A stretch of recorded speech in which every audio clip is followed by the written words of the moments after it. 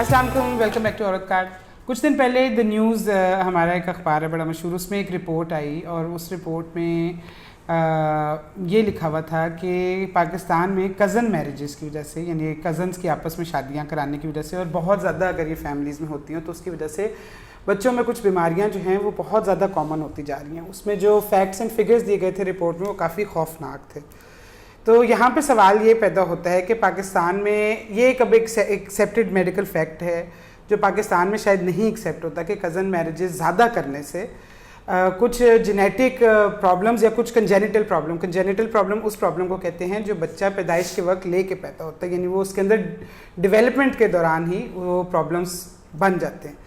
तो अगर ये मसाइल इतने बढ़ते जा रहे हैं और इतने ज़्यादा नंबर्स हैं, ये नंबर्स अभी आपको मैमल बताएंगी, ये नंबर्स मिलियंस में, यानी कई लाखों कई करोड़ों, तो अगर ये नंबर्स इतने बढ़ते जा रहे हैं तो इसके लिए क्या करना चाहिए? क्या कज़न मैरिजेस के बारे में कोई अवेयरनेस कैंपेन चलानी चाहिए? क्या कज़न मैरिजेस के कुछ लोग तो ये भी कहते हैं बैन करें, इन्हें बंद करें, ये तो इस तरह रुकेगा नहीं सिलसिला, ये बच्चे इस तरह के पैदा होते जाएंगे जिनको इतने ज़्यादा सिवियर हेल्थ प्रॉब्लम्स होंगे। या कुछ लोग कहते हैं कि नहीं, आप लोगों पे चॉइस छोड़ दें, और वैसे भी पाकिस्तान में ये चीज़ इतनी कॉमन है, इसको बैन तो शायद हम नहीं कर सकते। इसमें वैसे आपको पहले हम डिस्कशन से पहले आपको बता दें कि इस रिपोर्ट में मोटे मोटे पॉइंट्स क्या थे।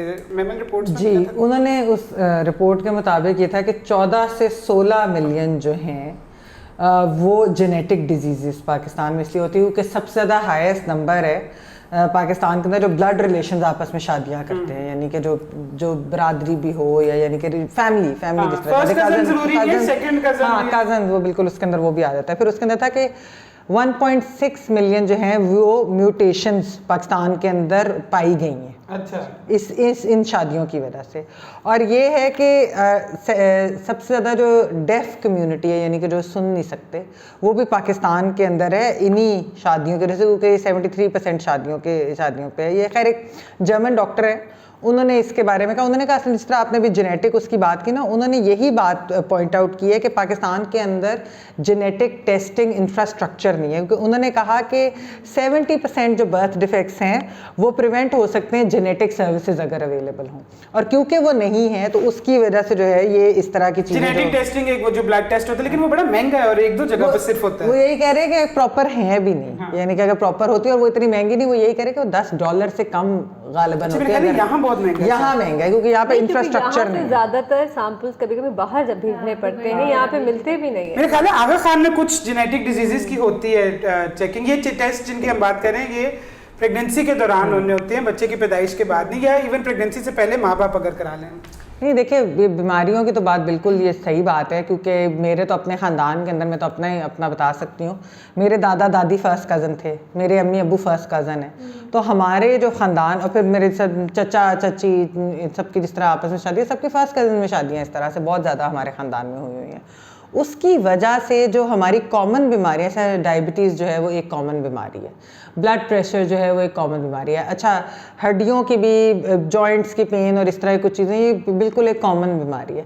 तो मैं खुद मतलब बॉर्डर लाइन डायबिटिक भी हूँ, और अब मुझे जॉइंट्स के भी इशू, मतलब फ्रोजन शोल्डर इस वक्त मेरा चल रहा है, जो कि एक बड़ा मसला है, क्योंकि ये जब शादियाँ जब बहुत ज़्यादा डॉक्टर पे नहीं जा रही थी, ये गलत काम होता है, पहले डॉक्टर पे चले जाएं। मैं लेजी हो रही थी, वो मेरी गलती है।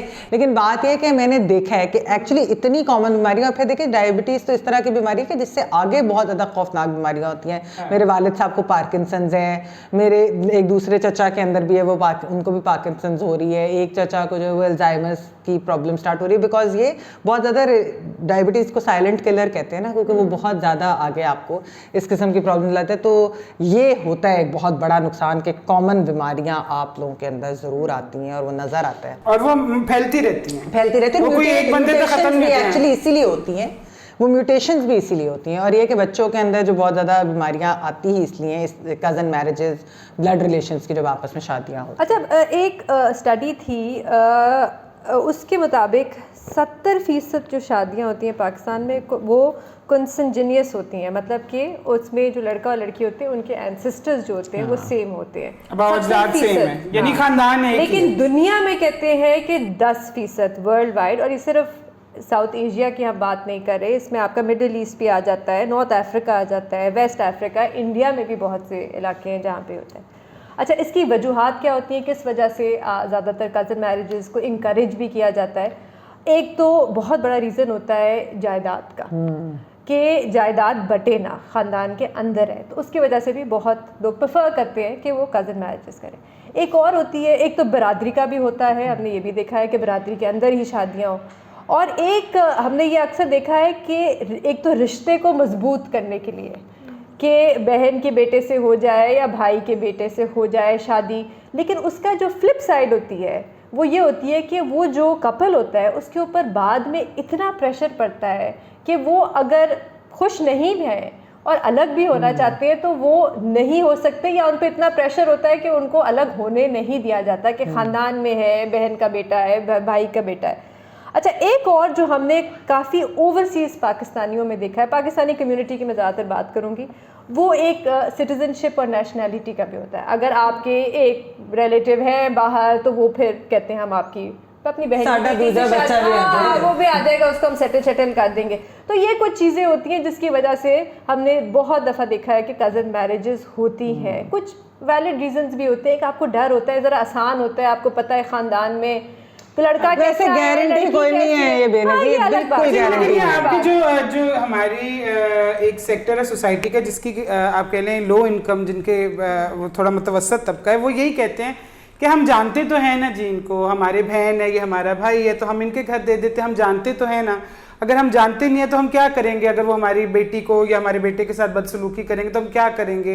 अगर वो तलाक मांग लेंगे तो हम क्या करेंगे? अगर वो बच्चों के साथ कोई ज्यादती कर देंगे तो हम क्या करेंगे? तो एक मेरा ख्याल है ये रीज़न भी होता है कि अपने भाई बहन पे उनका ट्रस्ट बना होता है, कि अपने कजन्स वगैरह पे उनका एतमाद होता है कि ये एटलीस्ट सही तरह रख। लेकिन आपको लगता है रिश्ते मजबूत होते हैं या बाद में खराब भी होते हैं? मुझे तो रहते हैं खट्टे ही हैं। मुझे तो लगता है वैसे इतनी फैमिली पॉलिटिक्स बढ़ती है ये इंटर मैरिजेस की वजह से, उससे बहुत बेहतर है आप खानदान से बाहर शादी कर दें, तो इन चीज़ों से आप बहुत बच जाते हैं।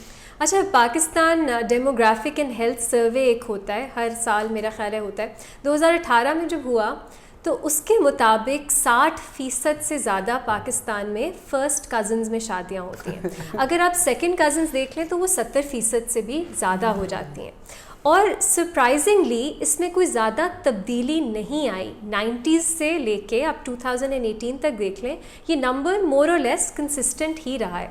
एक और सरप्राइजिंग बात कि रूरल अर्बन डिवाइड भी कुछ ज़्यादा नहीं है। हाँ, रूरल एरियाज़ में ज़्यादा होती हैं, लेकिन अर्बन एरियाज़ में भी नंबर्स 50-60% ही हैं।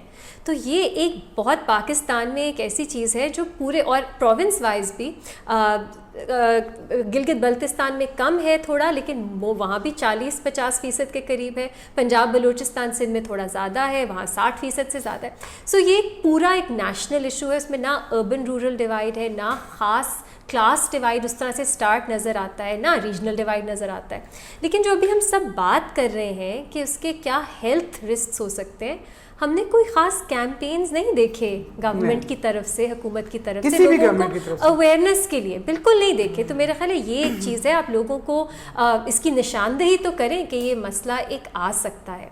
अच्छा, दूसरी चीज़ ये, मैं ड्रामों की बात करना चाहती हूँ। अगर आप पाकिस्तानी ड्रामे देखें, मेरे जो इंडियन फ्रेंड्स हैं जो पाकिस्तानी ड्रामे देखते हैं वो बहुत हैरत से पूछते थे, क्योंकि भारत में ख़ास तौर पे हिंदुओं में कज़न मैरिज नहीं होती या बहुत कम होती है। तो वो कहते थे पाकिस्तान में क्या हर किसी की अपनी कज़न से शादी होती है? क्योंकि ड्रामों में तो हर किसी की कज़न से शादी होती है।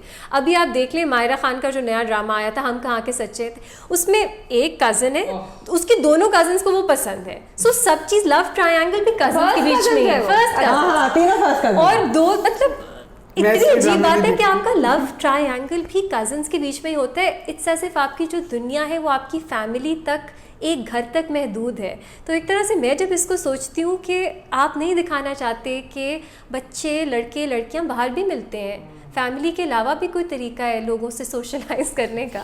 दूसरा, बहुत हिट ड्रामे हम सफ़र देख लीजिए, उसमें भी कज़न्स थे।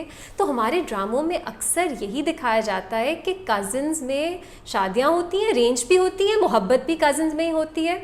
लेकिन ये जो रिस्क्स हैं कि आगे आपकी जनरेशन, और ख़ास तौर पे अगर ये इंटर जनरेशनल इशू है तो रिस्क्स क्या है उसकी बात नहीं होती। अब हमने बात की कि करना क्या चाहिए, रियासत को क्या करना चाहिए। बरतानिया में इस पर बहुत बहस हो रही है, क्योंकि वहाँ पे ख़ास तौर पे जो पाकिस्तानी कम्युनिटी है उनमें ये एक इशू है कि कुछ जेनेटिक इश्यूज़ हैं, इफ़ेक्ट्स हैं जो पाकिस्तानी कम्युनिटी में कज़न मैरिज की वजह से ज़्यादा हैं बच्चों में। अब एक तबका वहाँ पे है जो कहता है कि बैन कर देना चाहिए कज़न मैरिज को। मेरा ख्याल है ये एक एक्सट्रीम स्टेप है। आपके पास इतना एविडेंस नहीं है कि हर केस में अगर कज़न्स की शादी होगी तो बच्चों में जेनेटिक डिसऑर्डर होगा, तो ये एक एक्सट्रीम चीज़ है। लेकिन वहाँ पे इस पर बहुत बात है कि आपने पब्लिक अवेयरनेस कैंपेन्स ज़रूर करने हैं, क्योंकि लोगों को रिस्क का पता होना चाहिए, ख़ास तौर पे अगर आपके वालिदैन भी कज़न्स थे।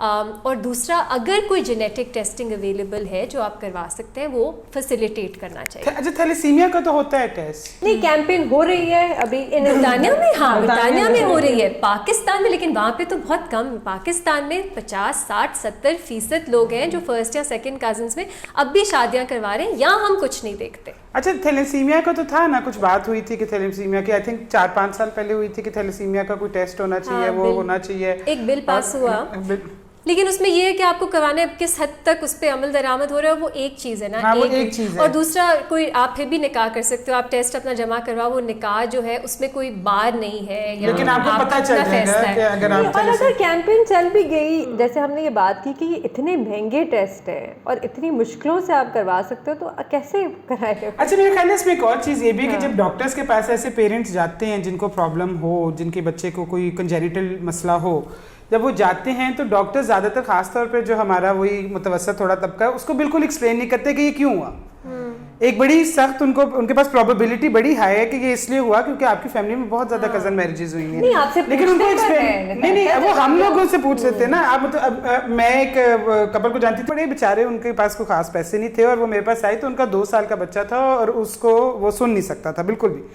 तो वो उनको डॉक्टर ने कहा कि हाँ, इसको हम इसकी he is a good candidate, हम इसको वो लगा सकते हैं, वो जो होता है कॉचुलर इम्प्लांट होता है, लेकिन उसके लिए पता नहीं 30,000 या 35,000, ये 3-4 साल पुरानी बात है, इतने चाहिए होंगे। तो वो पैसे जमा कर रहे थे। तो मैंने उनसे पूछा कि तुम्हें पता है कि ये क्यों हुआ? तो उनको डॉक्टर ने बिल्कुल नहीं बताया। उन्होंने बस कहा कि अल्लाह की रज़ा है तो ये ऐसे हो गया। वैसे अल्लाह की रज़ा ही है, लेकिन आप इस चीज़ को प्रिवेंट कर सकते हो, ये कोई डॉक्टर्स बताते ही नहीं है। मेरा ख्याल है इस तरह की अवेयरनेस की जरूरत है। आप ड्रामों में देख लें, आप दिखा नहीं सकते कि कुछ की कज़न मैरिज बार बार हुई है तो उनके जो बच्चे हैं उनमें ये हेल्थ इश्यूज, जेनेटिक इश्यूज है, या आपस में वर्ड ऑफ माउथ, अगर आपको डॉक्टर सही गाइड करते हैं, आप जाके अपने फैमिली मेंबर्स को बता सकते हैं। एक ख्याल तो आपको हो, हर प्रोविंशियल हेल्थ डिपार्टमेंट भी एक इसके ऊपर अवेयरनेस कैंपेन तो कर ही सकता है, जिस तरह के पॉपुलेशन कंट्रोल के ऊपर करते हैं, इस तरह की अवेयरनेस कैंपेन्स होती है, इस पे भी कर सकते हैं कि अगर आपके बच्चे में चीज़ आ रही तो ये जेनेटिक टेस्टिंग करा लें।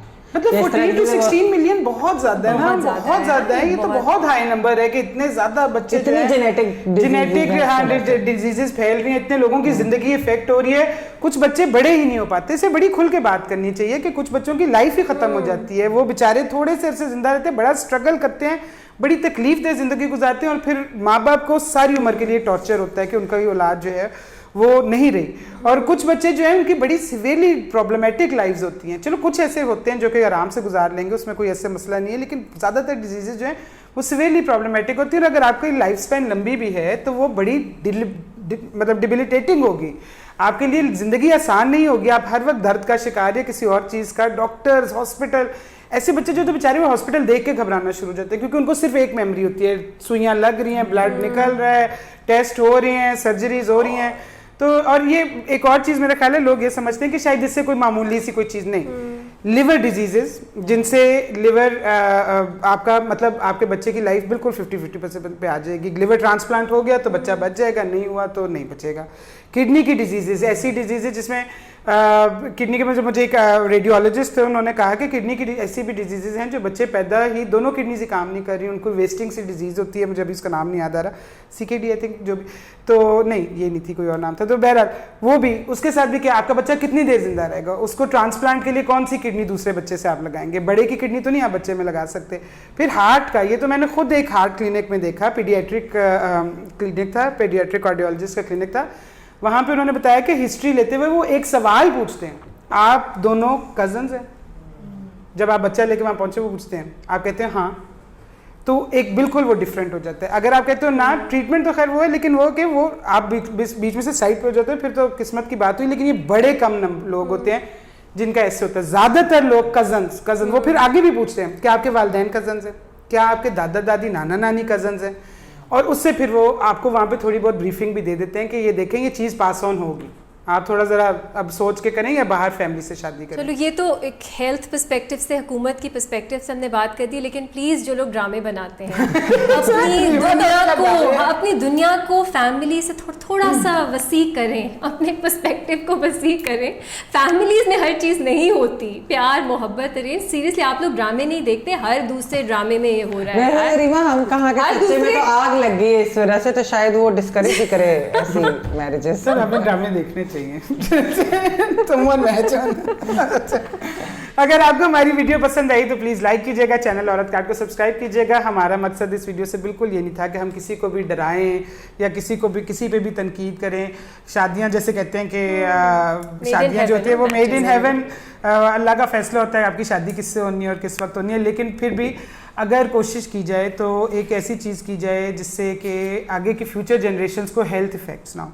क्योंकि एक बच्चा जब वो पैदा होता है किसी हेल्थ डिफेक्ट के साथ या उसको कोई प्रॉब्लम होती है, हेल्थ का इशू होता है, तो वो सिर्फ उसको नहीं होता, वो उसके पूरे ख़ानदान के लिए एक बहुत बड़ा इशू बन जाता है, बहुत उसके आगे जनरेशन्स तक उसका असर फील होता है।